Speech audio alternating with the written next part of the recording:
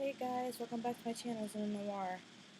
I wanted to do this earlier in the morning, but I was running around pretty much all day, so yeah, I just watched the third episode to Seven Deadly Sins, Signs of a Holy War. Um, it was actually adorable. I mean, of course, um, from the first season, we've seen like a lot of romantic moments. But this one, I think this episode completely is the most romantic of them all because it's mainly about Diane, the serpent sin of envy, and King, the bear sin of sloth. Alright, so basically it starts out with them watching fireworks. And I think he wanted to kind of profess his love to her, but he always gets nervous, so he ends up saying something else and then regrets it later, which is hilarious. So Deanne goes out the next day, and in the first season, we see her as her regular size because she's part of the giant clan. But in this, we see her in a more normal size, like a normal human size. And it turns out Merlin gave her pills to keep her as the size she is now. She tells Hauser that when the Seven Deadly Sins had invaded Leonis and the Holy Knights made the people think that they were evil, the citizens of Leonis were afraid of her due to her normal giant size, and because, of course, yeah, they thought that the Seven Deadly Sins were enemies to the kingdom trying to bring everything to ruin until the truth got revealed. So King went to find her, and it turns out that she went to a construction site, or rather a building that was being reconstructed from all the damage that happened from the battle. And she pretty much revealed herself to the workers. When one of them dropped their hammer and asked her why is she there, I thought that they were gonna like start yelling at her and ostracize her because she's part of the giant clan, and she pretty much kind of did, unintentionally might I add, contribute to the damage to the town. Um, she felt like now she feels like she has to apologize and make up for what happened. And the citizens that she was working with said that she had nothing to be sorry for. They actually apologized to her for how they treated her, but that's because they didn't know the truth at the time. So that was pretty heartwarming to me because, come on, I mean, yes, it was a misunderstanding, and and not even coincidentally, according to the show, like from a brief flashback when Deanne first met Meliodas, giants have always been, well, any race pretty much has kind of been um, discriminated against. Her because she's a giant in particular, so people kind of see her as a monster. But the fact that these workers actually apologized for their actions was pretty good, and she pretty much earned their forgiveness in turn. So then, after working, well, actually, I'm sorry, let me jump back a little. I figured someone would have seen the mark on her thigh because she's wearing a short pink, almost sweater dress, and you can clearly see the mark on her thigh. So I figured someone would know it was her, even with her hair down. But apparently not. But it's whatever. So then, she and King play tag across town, and they stop at a wedding, and she says two things that from the first season we see as a flashback from King's memories. When she was younger and they were playing tag, and he said if she caught him, he would do any one thing she asked. So she flipped that around on him. And then when they stopped at the wedding, she said something else that he mentioned to her a long time ago, like I think a little over 200 years ago, because then she kind of lost her memory somehow.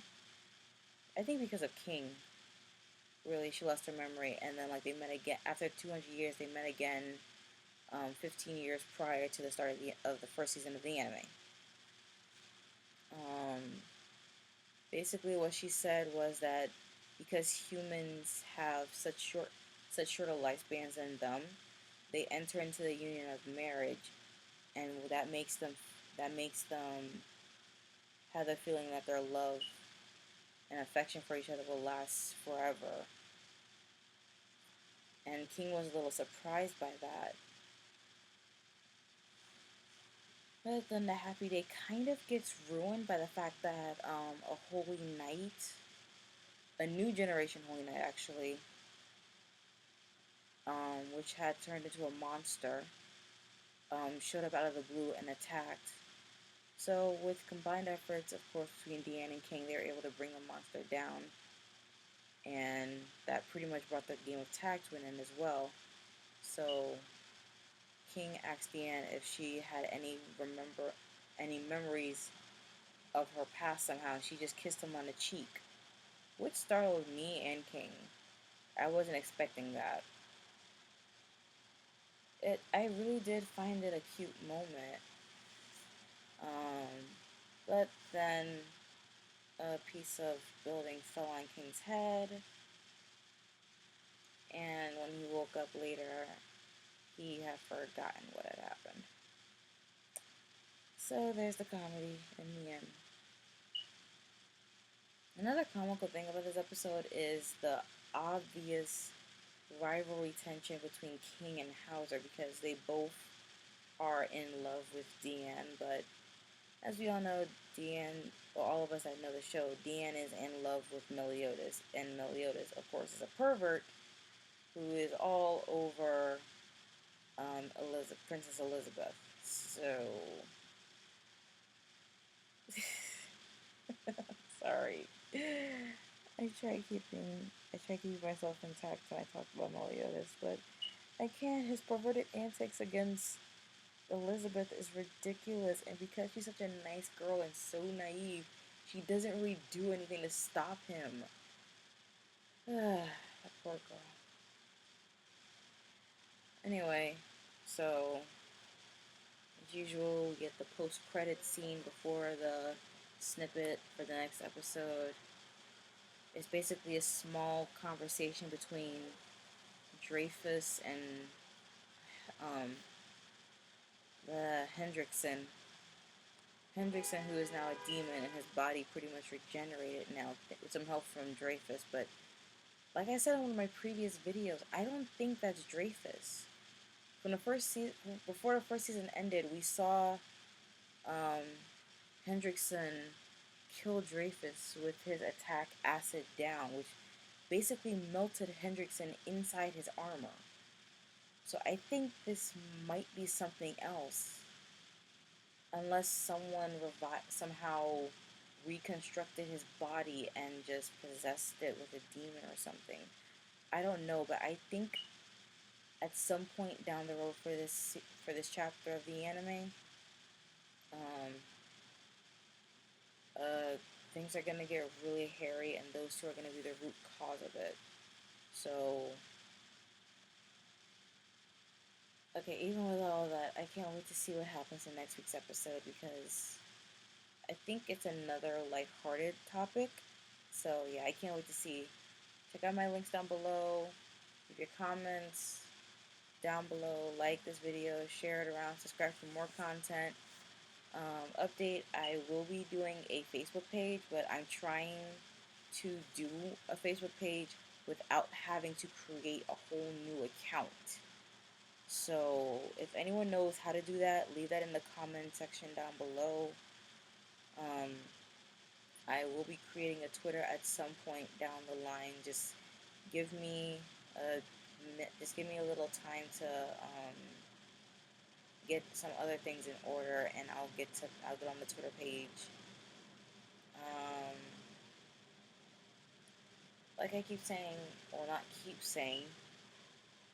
Ooh, excuse me. Like I say in a couple of my videos, if you have any anime that you want me to check out, then leave those in the comments down below, and I'll be sure to check those out. Also, if you just want to talk, shoot me a message. Um, like if you want to talk, shoot me a message in the comments, and I'll reply to that as soon as I can. If you want, shoot me a message from my channel page at the about section, I believe. Um, or if you want, I can even say if you want to have like a personal chat with me or whatever, we can chat on Skype. But I don't know if I'll do any Skype conversations just yet. Uh, yeah, as you can see, I'm kind of tired, so I'll be going now. Luna out.